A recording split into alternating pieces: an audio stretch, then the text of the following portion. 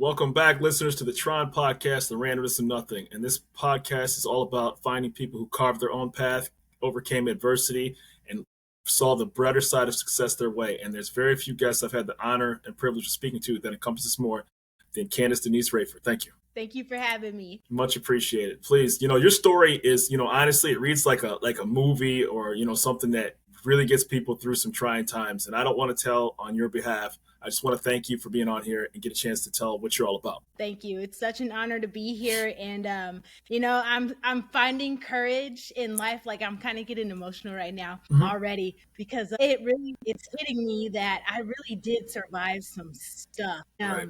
I never really sat with that until maybe like the last year or two. And I always have just sort of kept my story to myself. I feel like out of the comfort of my relatives because, a lot of them are living.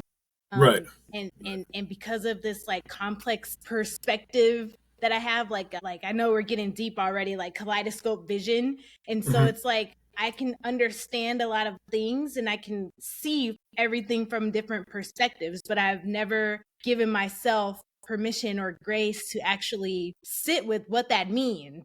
Right. So you've always just been able to, you're living, but you never took like that bird's eye view, so to speak, now of what you actually have not for gone myself. Through. I've always done it for others. Right.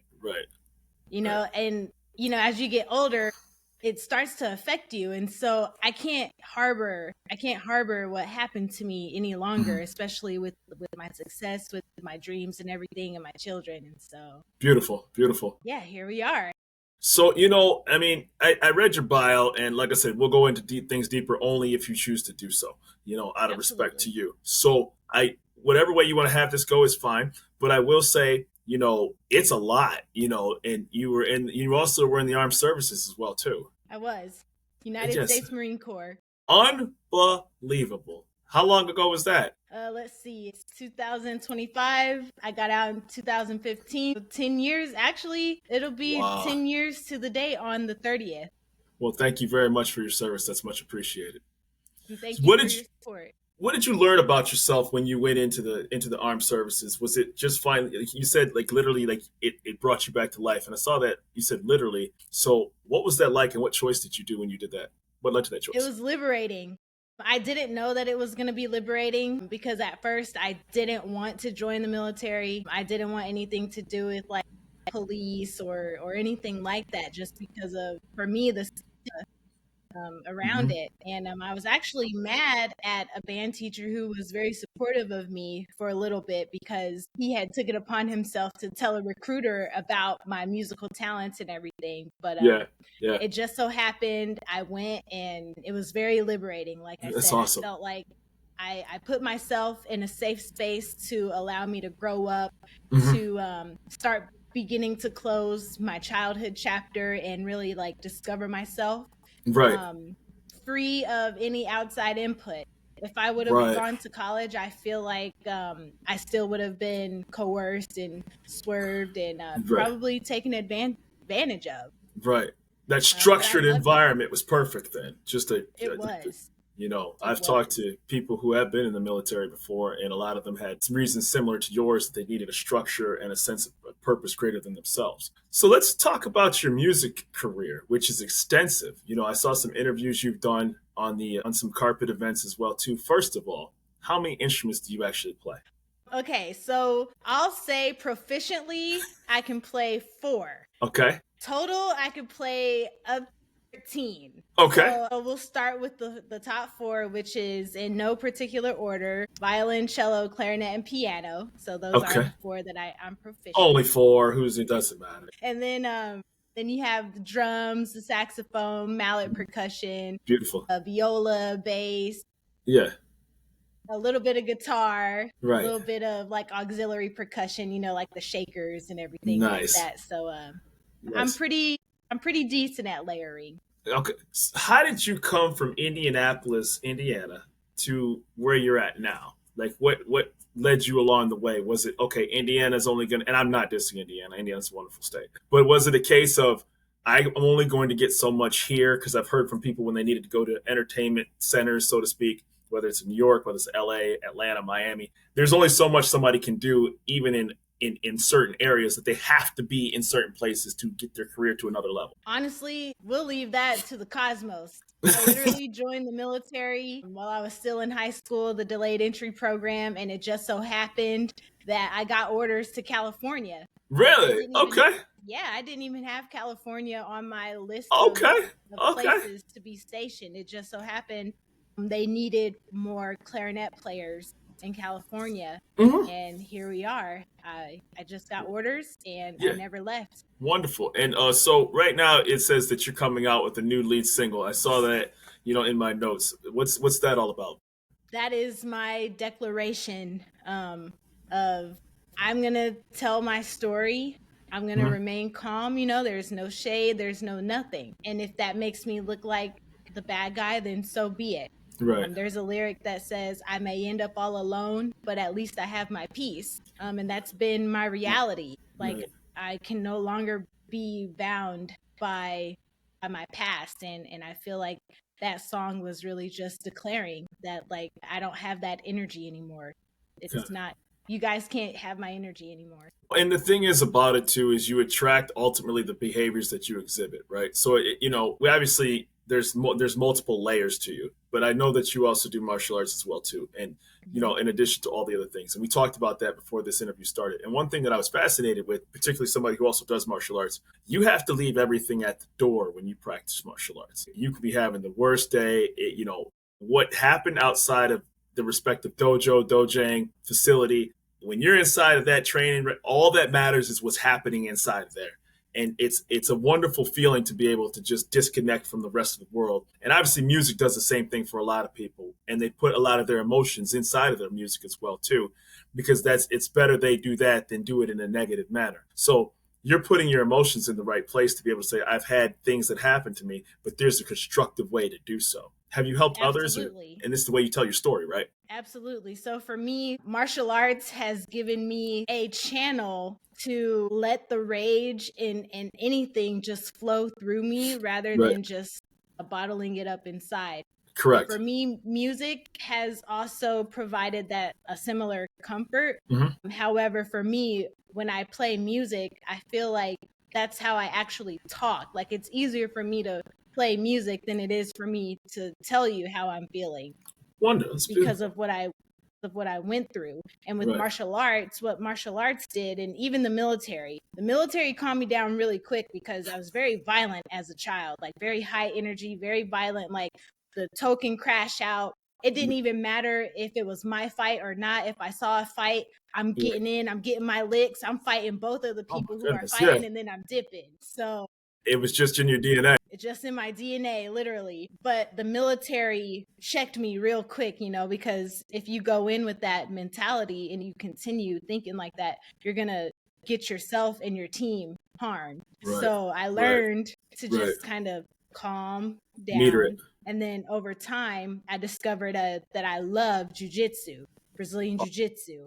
And That's a humbling sport. just the way that it flows, and like I'm able to pick up on the concept and the principles so easily. I'm like, I am so grateful for jujitsu, just because it allows that rage to flow through you and right back out the door. So for me, I never really left anything at the door. Right. I always came, and even when I am able to train again, it's like I allow that expression to flow and just let go. Well, the funny part about it, when I dipped into jiu-jitsu, I have much more extensive experience in standing up than I did, in jiu-jitsu. And so I decided, there's a little pride factor involved. I said, okay, well, if I have a black belt in another style, how will I do in this, right? And it's so different, right? And getting your butt handed to you despite experience in another style is one of the most humbling experiences you can ever have in your entire life. As soon as your quote unquote weapons are taken away and you're like, what am I supposed to do here? To your point, once your mind slows down a bit and you start analyzing, I'm not great by any stretch of the imagination, but I started progressing when I realized it wasn't as bad as I thought it was going to be. And I didn't have a panic just because I was on my back. Like, now you can actually, okay, breathe, stay calm. You're not in danger just because, this person's moving their arm up to your neck. because there's a lot of panic taps in that sport when you first start getting into it because you're totally uncomfortable. You know, obviously I'm not belted in that art, but I do understand, you know, the nuances of what it takes to be maneuvering wise into jiu-jitsu. So Yeah, it's for a me, fun I welcomed sport. all of it. I was never afraid of seeing someone's arm or leg or anything. It's like I think, like I said, I think because I grew up like with like a natural hunger Yeah. for violence. Oh my goodness. It's like for me, I'm all for it. I'm like, yes, Right. let's get rough, let's get tough Right. For sure. and For sure. everything. Like I've gotten black eyes and everything from the sport. Beautiful. But it was never like any hard feelings against the other person. It's more of like, okay, this stuff happens. This is just how it goes. Exactly. And it just teaches, for me, jujitsu teaches me a different way to think in a situation. And then I try to apply those concepts like to what I'm already doing. Cause I already consider myself like a fluid thinking individual. Yeah. But jujitsu just kind of helps. Awesome. And since I'm not a kid anymore, you know, like you have a certain age where you can kind of get away with having a bad behavior Right. depending on what it is. Right. So since I can't just go and like pop someone upside the head because they're being ignorant, what I can do is I can go sign a waiver and then we're all practicing controlled violence. And that's just, you know, that's at the Yeah. end of the day, that's what it is. And It we're really just is. learning and training. It's beautiful. It's wonderful. Let's talk about some of the events what's life like as a musician, right? So a lot of people never get a chance to live out their dreams. You know, people, oh, I wanted to be an actor. Oh, I wanted to play, you know, be a musician. But for people, the 90% of the people who live a structured, you know, punch the clock life, what is the life like as a musician? Oh man, you have ups and downs. Like sometimes you get gigs, sometimes you don't. Right. And it's really just like you have to know in your heart, like in your spirit and essence, that this is what you're called to do. So essentially it's not going to matter what else you're doing in life, because everything that you're doing is going to cultivate and help build a foundation for you to be able to pursue your music. And for me, I've always been a musician. I never Right. raised my hand and said I would like to be a musician when I grow up. It's more of something decided to choose my energy or my soul or whatever and say, Right. you are a musician. This is your gift. Right. Like I was playing music before I could even read actual words on paper. So for me, it's always just been second nature. It's just something that I do. I've always been called a natural, Right. just gifted, musically inclined. And so it just made sense to try to make something happen. And for me, I've never been in it for the money or the awards or anything. Honestly, I didn't even know much about the awards and accolades until I want to say like well into my adulthood. And so Right. like I've just sort of been using music as a healing tool for myself, but for Wonderful. others as well. Right. And so I feel like because I've always had this like vision or like this feeling or whatever is in my soul, the universe has allowed me to be able to end up in the spaces that I can like help Right. inspire others or help other people like tap into that light that they have. And so I feel like I've just been a regular person. I've worked regular jobs. Like I was a cashier for a little bit. I worked at a Chipotle for a little bit. But Yeah. at the end of the day, it just never really felt fulfilling enough. For sure. And so it's like, I feel like maybe I've taken like the harder path, like the starving artist path, but I Right. don't actually feel like I've struggled or like suffered as a Right. musician. I just look at it as, okay, I just know this is what I'm supposed to be doing. And Right. the universe will make a way. It's just part of the path of what I'm doing, right? And Exactly. what I find fascinating about music, you know, for this is coming from a guy who literally couldn't sing, and I can't play an instrument to save my life. I can't sing. I mean, you're talking to the last person who's talented musically, right? That being said, I am a consumer of music, and I'm a consumer of very different varieties of music. And I've always found it fascinating, even when you look through the YouTube comments, right? Somebody will say, if you listen to Stevie Wonder, right, you'll see as, and you'll see the comments that'll be like, this was in my wife's obituary, or this was in, you know, at a funeral, and it's deeper than just the music that's playing in your car or the family reunion. It literally gets people through their darkest moments in life, right? Because it taps into something that transcends any sort of, everybody's going to suffer from something.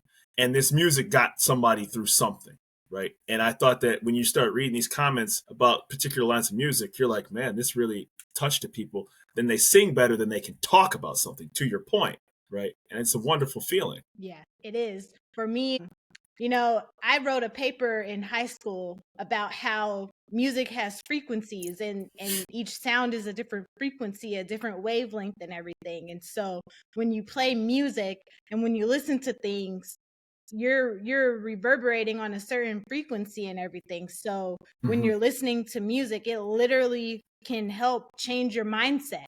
Right.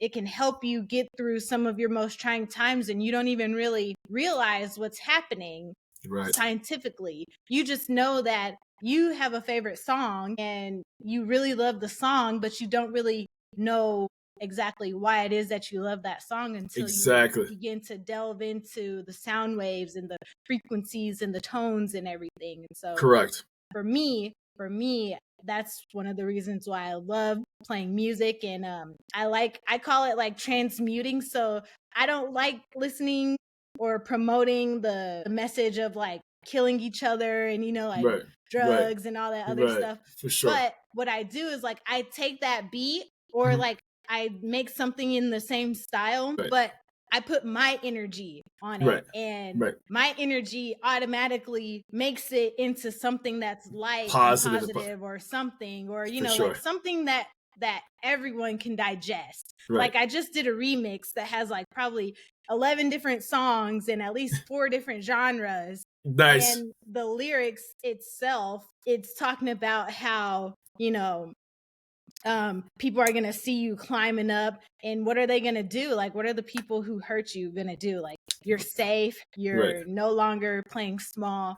And I've taken something that is considered booty shaking music and turned it into something positive. Like, you're not just making pancakes or shaking pancakes, you're also choosing to elevate your vibration or frequency, or like whatever you want to call it. Honestly, I just feel like I'm just out here having a good time. I'm living my best life, trying to be the best person that I can, because I deserve it. That's really what's happening. I'm starting to treat myself as if I deserve to live the life that everyone else does, because why not? Because you overcame the things you did. And just briefly to touch on that, I always find when music is sometimes deeper than the song that you're listening to. And I was thinking about that. And I remember Nelly's Country Grammar, right? It's a huge hit. And then I remember one day I was actually like saw like a review of his album, and I had the album. And God bless Nelly, great artist. It was like, I'm going down, down, baby, low street in the Range Rover, street sweeper. I'm like, that's about a drive-by shooting. And you're like, but it's a catchy pop song. And it just like, it went over your head thinking that song. And then you're looking back, you're like, yo, this is actually a violent song. But it was so catchy, to your point, and it completely blended in, and nobody ever thought anything twice about that. I thought it was hilarious. Exactly. I do want to. It just goes to show that we have the power to choose how the music we listen to will affect our aura, if that makes sense. And like when you're aware of yourself, when you're aware of yourself, you know that you're protected. So you could be listening to Nuck If You Buck, But you could still be the most calm, peaceful person in the world. It just means you like the song, and you're taking that song and you're applying it to your own journey. You're not necessarily going out there throwing bows on people. Not at all. It's just, you compartmentalize it for that moment. I did find a very fascinating thing about you. You are the great niece of Bass Reeves. Yes. That's amazing. Great. Excuse me. That is absolutely bonkers. And a lot of people, I know there was a show about him, but if you didn't see the show, you would think that this is fictitious. But tell me, like, what kind of lineage is that? That's amazing. I'm still discovering that for myself, if I had to be honest. I never knew growing up who I was related to, if anyone. I just knew my immediate family and my relative foster family and barely my dad. And, so it's like over the years, I have started really trying to get to know my family members. And then I was scrolling the internet and I saw this man, and it was Yeah. Bass Reeves, and I'm like, wait a minute, Wow. he looks very identical to my grandfather, who I barely know myself. And so I got to asking, and during a brief moment of communication with my dad and my uncle, I was asking, like, who is this man? And why does he look like my granddad? And they're like, that's our uncle. And I'm like, wait, Wow. are you kidding me right now? Unbelievable. Like Unbelievable. the Unbelievable. original Lone Ranger, the very first African American U.S. Marshal, Nuts. is Nobody. my uncle, and it just started putting a lot of Right. my life and a lot of my existence into perspective. Like, it explains why I went to the military. It explains why I grew up rough and tough, like Right. fighting and very like, Yeah. like I'm out there, I'm in it. It all made sense. I just didn't have something to like reel me in. So I feel like just all this energy and everything has just been sort of like passed down and dispersed. But For I sure. really got the brunt of something. And then to know that I'm related to someone who has had so much impact in our nation, that just makes me feel like I belong even more. It makes me feel like my story does matter. Right. It makes sense why I'm so unique. Right. I'm a clarinet player. Like, I'm choosing to really delve into my clarinet abilities. Right. And what I'm doing is not being done. Right. And if it is, I don't know. I don't know anyone else. But right now, I am the first clarinet player of my type to do what I'm doing. And I'm shooting for Guinness World Record, the first contemporary clarinet player of my type to debut at a Hard Rock Cafe.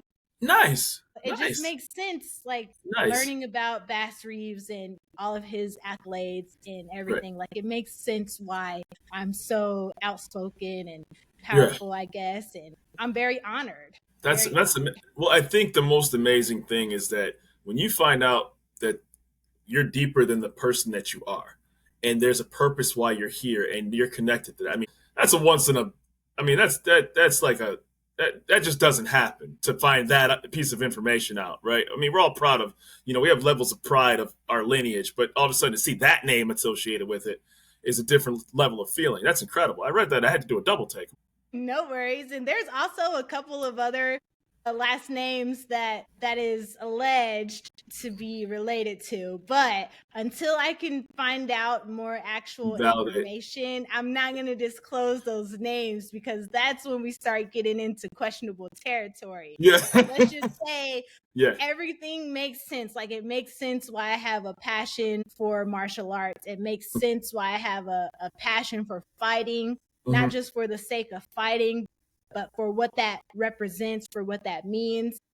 For sure. The more I delve into my family lineage, the more I'm going to uncover. And when I can, I'll definitely announce who else I could be related to. I'm looking forward to that information. What does the future hold for yourself as a person, your music career, and your journey along the way? Well, honestly, my future is really that of making sure that I am a better person than anything that I've ever gone through, no matter what.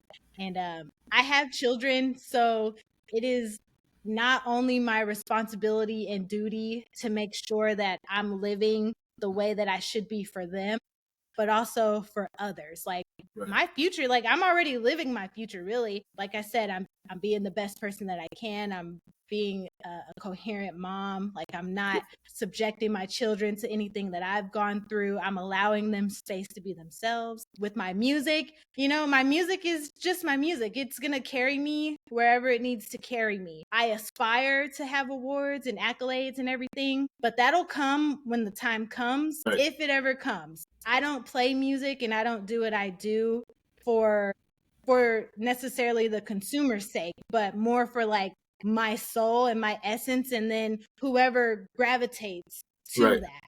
Right. And then also, I'm going to London in October. Nice. So there's that.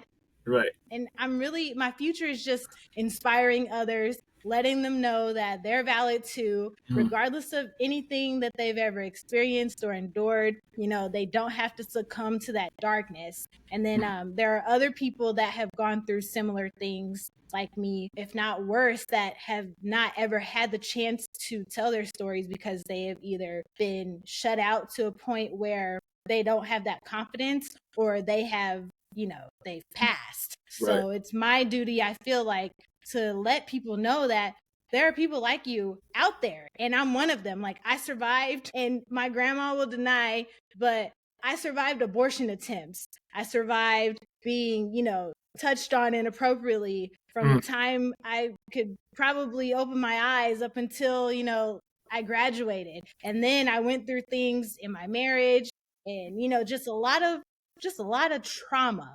So I've overcome a lot, and I feel like because I still have my mind, because I still have my sanity, my thoughts, like I'm intact for the most part. I'm not strung out on drugs. I'm Right. not out on the Right. streets, like I really am like an anomaly to the universe. And so Mhm. I feel like in return, in exchange for, I guess, my life being spared, it's my duty to sort of inspire other people that are going through adversity or anything, really. Like, that's my future. My future is just inspiring. Yeah, and again, I want to be respectful about that particular part about your background because it's your job to tell that, not mine. So thank you for touching on that and ultimately persevering through that as well too. And that's one of those things that you just sort of shudder when you read about it. But I'm glad to be able to talk to you, in Yeah. the present No form of where worries. you are. No That's worries. And I already told my family, like, whoever hears me or sees me, if I'm wrong, please tell me, show right, me, prove to me how I had a structured environment. Show me that I was loved. Show me how, whatever I'm experiencing is not what actually happened. I need to know for my own sanity and right. clarity. But until then, I'm going to speak about what I experienced from my Understood. point of view, because I experienced what I experienced. And just because it's seen differently from other people does not negate The my reality. experience, Right. you know? For sure. So For that's just sure. it. I'm Understood. down to talk about anything. And I think that's important to one of the reasons I do this show is obviously to get people's backgrounds and their understanding what they came through. So I appreciate you sharing that. One of the things I did want to touch briefly upon, not that what said wasn't important, but obviously music. And I think sometimes people, when it comes to even just entertainment in general, the musician isn't always the person you see on the radio or the YouTube video, right? It's the person that's playing at the lounge, at the bar, it's the person that's playing at the hotel, it's the theater troupe group that's coming in your towns. People sometimes, and I'm guilty of it, right? It's almost like not every movie is in the movie theater, right? There's movies that are directly on Tubi, consumed directly to consumer. So you're a musician, but they play orchestras, they play at private parties, private events. There's lots of mediums to be a successful musician, even if you're not on the Billboard 100. Mm-hmm. Right. Absolutely. And I feel like I'm one of those musicians. I don't have a team. I don't have a manager or Mm-hmm. a music agent.